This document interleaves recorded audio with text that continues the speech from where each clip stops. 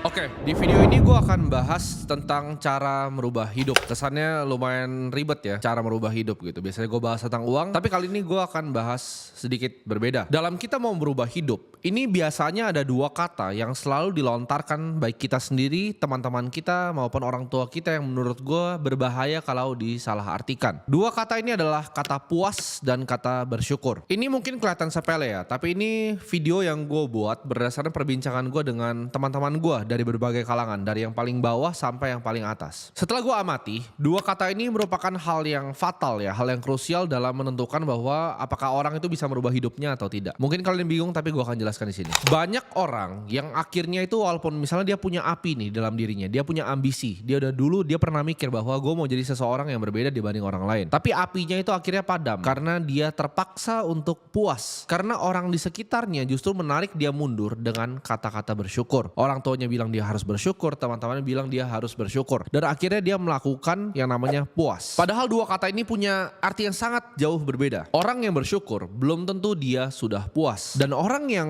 sudah puas belum tentu bisa bersyukur. Kepuasan itu adalah suatu kondisi di mana lo akhirnya dapetin hal yang lo mau. Contohnya misalnya waktu itu lo naik motor, lo mimpi untuk bisa naik Avanza, lo dapet Avanza, lu puas gitu kan. Nah tapi puas ini gak pernah ada habisnya karena lu pasti akan mau yang lebih, mau yang lebih, mau yang lebih terus. Sedangkan kondisi bersyukur itu adalah kondisi di mana lu udah bersyukur atas apa yang udah dikasih ke lu. Ini contoh ya, maksud gua gabungan antara kata puas dan bersyukur yang biasanya teman-teman kita atau bahkan orang tua kita sendiri lakukan. Misalnya kalian dulu naik motor, kalian bekerja keras ya, kalian punya mimpi, kalian ada apinya tadi, sampai di tahap kalian misalnya naik mobil Avanza. Ya ini bisa disamakan dengan gaji atau yang apa, tapi gue paling simple untuk jelasin ke kalian pakai mobil. Kalian udah naik Avanza nih, ya kan? Lalu kalian bermimpi lagi, oke. Gue next kayaknya pengen nih enak kalau misalnya ini gue gak naik Avanza lagi, gue mau kerja keras banget untuk gue bisa naik Alphard. Tapi gitu kalian cerita seperti itu ke teman-teman kalian yang mungkin levelnya itu sekarang di bawah kalian. Jadi mungkin gini, kalian tadinya naik motor rame-rame, sekarang kalian udah naik Avanza ya. Teman kalian misalnya masih naik motor atau bahkan belum bisa beli mobil, masih nge-grab. Sedangkan kalian punya mimpi, oke sekarang gue udah mulai lebih dapat duit nih, gue mau misalnya naik Alphard. Teman kalian tuh pasti akan bilang seperti ini, lu justru harus bersyukur bro, karena lu udah naik Avanza, kenapa harus Alphard, kan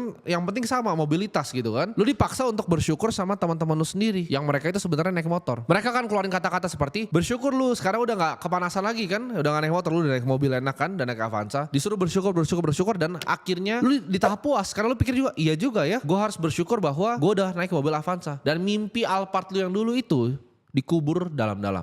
Ini adalah senjata orang yang di belakang kalian. Nah kalian harus hati-hati. Gue ngerti orang tua mau selalu yang terbaik untuk kita, tapi kadang apa yang terbaik untuk mereka itu bukan yang terbaik untuk kita. Dan ini adalah senjata orang-orang di sekitar kalian untuk justru narik kalian ke belakang dengan kata-kata bersyukur ini. Gue bukan bilang di sini bahwa oh kita harus serakah terus dan gak pernah bersyukur. Enggak. Gue itu bisa bersyukur ya. Waktu gue pertama kali dapat klien agency, gue masih naik motor hujan-hujanan, yaitu dapat 7 juta sebulan. Gue sangat bersyukur dan gue senang. Gue bisa makan bakso aci di pinggir jalan. Gue senang. Ya. Tapi apakah gue puas? Tidak ya.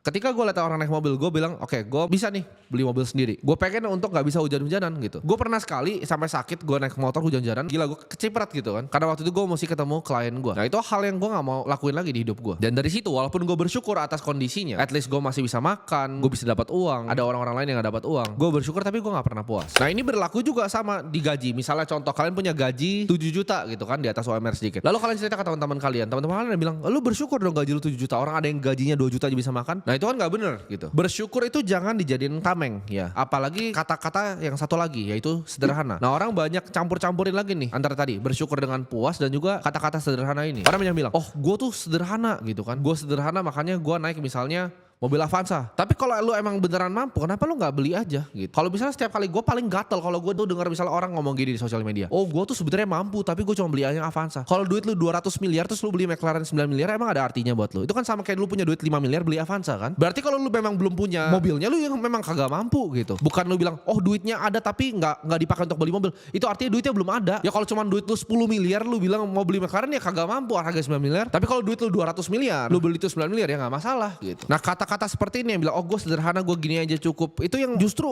pelan-pelan itu bikin api lu yang tadinya misalnya lu di SMA, lu di kuliah itu ada apinya pengen jadi seseorang. Itu yang bikin orang akhirnya jadi manusia gak berguna, cuma jadi pengangguran di depan teras, ngerokok, baca koran, terus udah hidupnya begitu-begitu aja. Karena tadi dia bilang oke, gue udah puas, Gue bersyukur, gue udah puas, dan gue tuh orangnya sederhana. Kalian mencap itu di diri kalian sendiri terus, dan dunia itu nggak pernah akan kasih apa yang kalian beneran mau ke diri kalian. Karena kalian sendiri yang cap, oke, gue tuh udah sederhana, gue begini gitu. Udah taraf hidup gue di sini, dan api itu akan mati. Dan ketika api itu mati, udah nggak bisa nyala lagi. Jadi buat kalian yang apinya justru udah mau mati karena teman-teman kalian, ini gue pengen nyalain lagi di sini. Kalau lu bilang lu mau merubah hidup lu, tapi kerjaan lu tuh cuma taruh pantat lu itu di kasur lu, ya. Lu adalah orang idiot. Karena nggak ada perubahan yang lu pernah melakukan di hidup lu. Mungkin kalian bilang kayak gini, tapi gue udah coba kok. Gue udah coba untuk bikin bisnis, gue udah coba untuk trading, gue coba untuk lakuin hal-hal ini, gue udah coba untuk belajar ini, tapi kenapa gagal semua? Ya udah deh, akhirnya karena gue tadinya kerja nih, gue coba cari side hustle, gue coba tapi gagal semua. Ya udah, jadi gue bersyukur kok dengan apa yang gue udah kasih, dengan gaji UMR gue ini gue bersyukur. Itu lo orang idiot, gue bilang sekali lagi,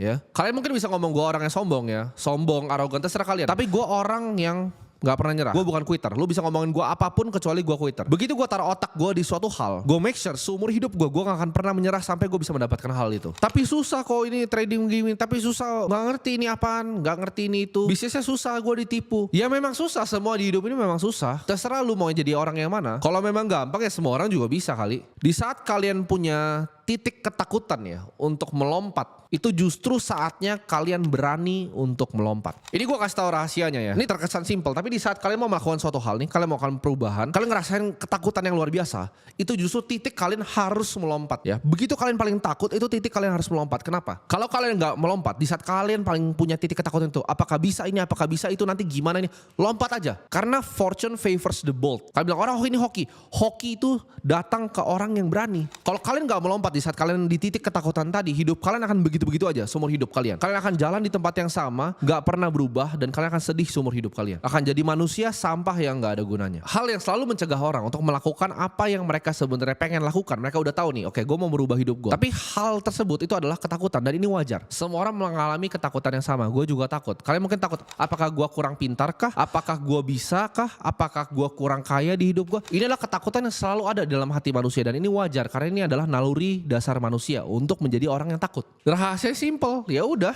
telan aja dan lompat gitu. Telan dan lompat. Semua orang di hidupnya itu selalu sebenarnya punya target ya. Entah mereka mau pensiunin orang tuanya, mereka mau bikin nyokapnya itu nggak usah kerja lagi, entah mereka mau grow bisnisnya, entah mereka mau grow portofolionya. Semua orang tuh punya target. Tapi kalau kalian punya target tapi nggak ada perubahan di hidup kalian, gimana caranya kalian bisa nyampe ke targetnya? Kalau kalian mau hasil yang berbeda di dunia ini, make sure kalian melakukan hal yang berbeda. Hasil yang berbeda itu datang dari action yang berbeda. Masa lu ngomongnya mau pensiunin nyokap lu ngomongnya mau grow bisnis lu, mau kembangin portofolio lu, tapi setiap hari lu kerjanya tuh rebahan di kasur. Gimana caranya? Ya, mau hasil berbeda tapi kelakuannya sama nih. Mau hasil berbeda ya kelakuannya berbeda juga dong. Minta hasil baru dengan action yang kalian lakuin dulu itu adalah kebodohan. Ini mungkin hal terakhir yang gue pengen tanyain ke kalian. Kalian pikir baik-baik, apa hal yang kalian lakukan di hidup kalian yang bisa bikin bangga diri kalian sendiri? Kalau jawabannya nggak ada, berarti harus ada hal yang kalian ubah dari dalam hidup kalian.